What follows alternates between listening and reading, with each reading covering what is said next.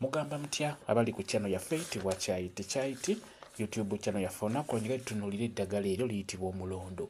Ogwo gwe bayita omulondo. Omulondo ogwo nno mulungi nnyo naddala gwe alina ezibu ky'okubeera nga tolina bwagazi, tolina appetite. Njogera appetite eno ey'omu buliri.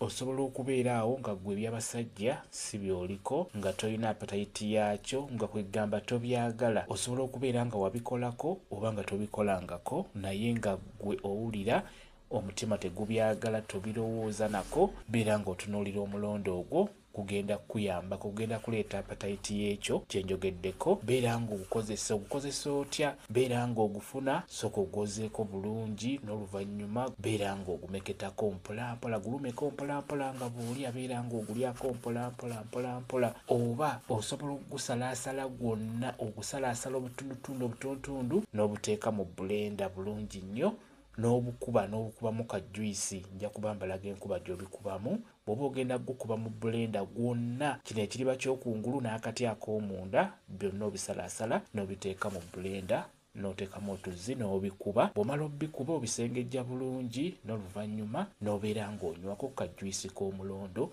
Kagenda kuyamba gwe omukyala gw'atalina appetite, atalina bwagazi, mulimu obwagazi obusukka, gwe nga tokirowooza nako ekyo eky'omu buliri, ng'owulira tobyagala, nga bakkakabikake. Ekyamazima beera ng'otunuulira ku mulondo ogwo, gugenda kutereeza omubiri gwo, ng'omubiri gwo nga gwaguba, nga teguwulira.